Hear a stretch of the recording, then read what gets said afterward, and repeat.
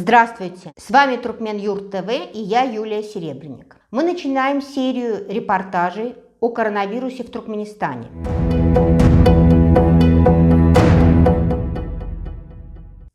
Сегодня, 15 июня, нам поступила информация о том, что Туркменистан ввел неофициальный карантин по всей стране для граждан, у которых была выявлена повышенная температура и симптомы ОРВИ. На карантин также отправляют родственников и тех, кто находился в контакте с больным. Смертельных случаев в результате пневмонии много. Население охватила паника. Нам достоверно известно, что один из смертельных случаев произошел совсем недавно. В Ашхабаде умерла пожилая женщина. История классическая для нынешних условий Туркменистана. Врачам до настоящего времени не разрешали ставить диагноз пневмония. У женщины была повышенная температура, слабость и признаки респираторного заболевания. Затем она задыхалась, появилась одышка. В течение нескольких дней она умерла. Все эти симптомы характерны для коронавируса. Всех, кто был в контакте с умершей, отправили на 14-дневный карантин. Родственникам не разрешили даже присутствовать на похоронах. С чего все началось? Пока Всемирная организация здравоохранения разъясняла всему миру опасность новой вирусной инфекции COVID-19, связанной с ее высокой заразностью и серьезными последствиями для человека, Туркменистан определял свое отношение к этой инфекции, теряя драгоценное время на сдерживание пандемии. 11 марта ВОЗ объявила о пандемии, то есть о распространении нового заболевания в мировых масштабах.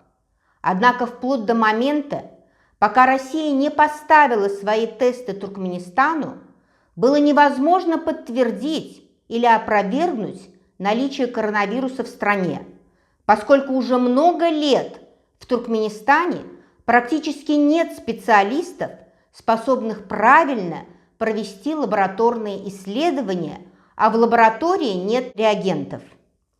Сам Бердымухамедов, как всегда, занимался не спасением населения своей страны, а спасением себя и своего клана. Как только возникла опасность заражения, Бердымухамедов и весь его клан эвакуировался в Фирузу, потому что он, как никто другой, понимает, что коронавирус невозможно посадить в концлагерь или предложить ему взятку, чтобы он ушел. Ввиду того, что вирус практически не исследован, тем не менее есть сведения о том, что он передается через воду. Единственное, что сделал Бердымухамедов, он закрыл внешние и частично внутренние границы страны. Эта мера недостаточна для того, чтобы обезопасить население. Помимо того, что вирус передается по воздуху, также известно о том, что он передается через воду.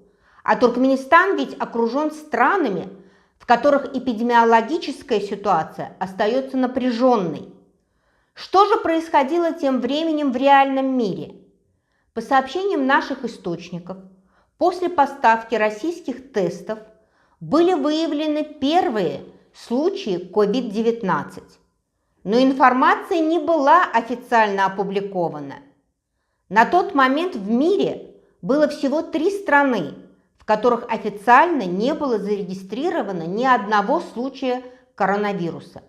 Сам Туркменистан, Северная Корея, на которую, очевидно, равняется правящее руководство Туркменистана, и Таджикистан, который впоследствии признал присутствие коронавируса в стране и серьезную угрозу здоровью граждан. Что делать, когда в твоей стране в прогрессии распространяется новое вирусное заболевание? Ответ туркменских властей – скрывать информацию, отбирать у медиков телефоны, чтобы те не сообщали об этом, и контролировать, чтобы информация о больных не распространялась среди населения.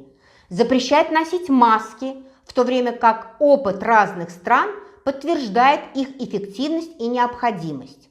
21 марта Бердымухамедов устроил публичную высадку деревьев Для этого все его окружение, участвующее в мероприятии, было протестировано, и сделано это было лишь с одной целью – демонстративного игнорирования серьезной опасности, угрожающей здоровью населения Туркменистана. Несмотря на попытки перекрыть поток данных о коронавирусе, по сообщениям наших источников, еще в апреле стало известно о непонятных смертельных случаях, о простудном состоянии жителей столицы и нарастающей панике среди населения. Система здравоохранения Туркменистана в нынешнем ее виде работает с 1991 года. Сегодня врачи, средний и младший медперсонал не имеют адекватных средств индивидуальной защиты. В наличии есть только противочумные костюмы, произведенные в Советском Союзе. Но чаще всего медицинский персонал в качестве защиты имеет только маски, что никак не защищает их от заражения коронавирусом. Врачи сообщают о полной неготовности системы здравоохранения противостоять любой нештатной ситуации в масштабах эпидемии или пандемии. Ремонт оборудования и больничных помещений частично оплачивают врачи, у которых на этот ремонт принудительно отнимается часть зарплаты.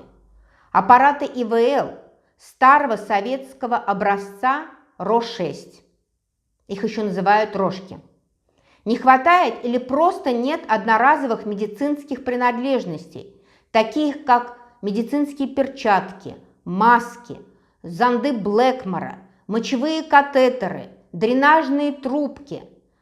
Современное оборудование, поставляемое в больницы, даже не распаковывается. Отсутствуют специалисты, которые знают, как на нем работать. Не хватает грамотных специалистов в лабораториях, способных провести и дать заключение по результатам анализов. Вся система здравоохранения Туркменистана построена на подтасовках и фальсификации. Ведь основной задачей является не сам процесс оказания должной медицинской помощи населению, а создание видимости благополучия. Примером того служат отчеты ВОЗ и ООН об отсутствии ВИЧ, СПИДа, гепатита А и Б, краевой патологии, туберкулеза, а теперь и коронавируса. Вы, наверное, помните заявление Соединенных Штатов Америки о том, что за 20 лет они инвестировали в Туркменистан 201 миллион долларов экономической поддержки, в том числе около 21 миллиона долларов в область здравоохранения.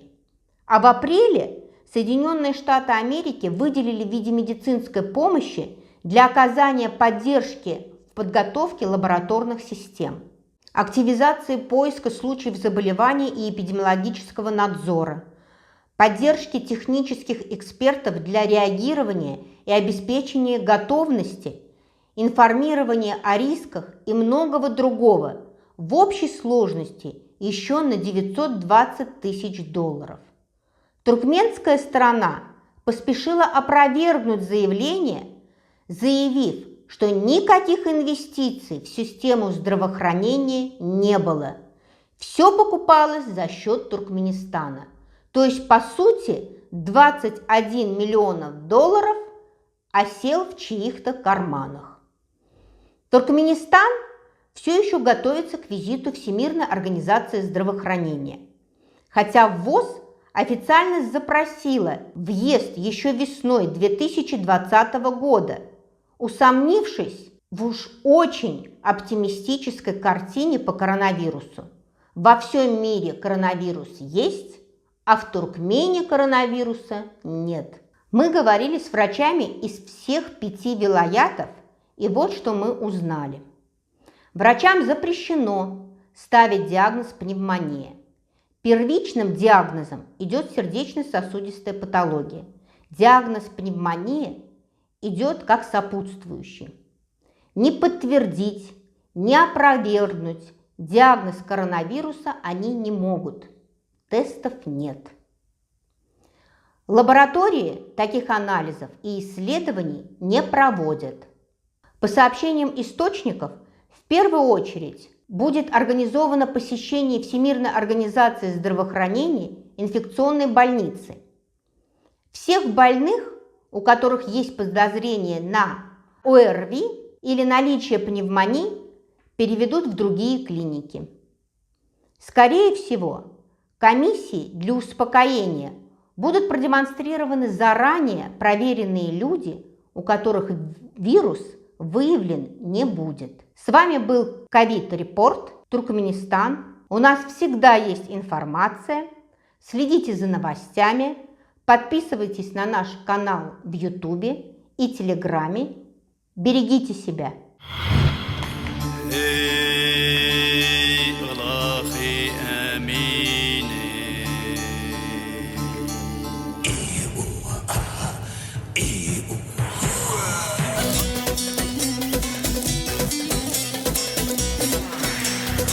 Adan diyordu, atlanan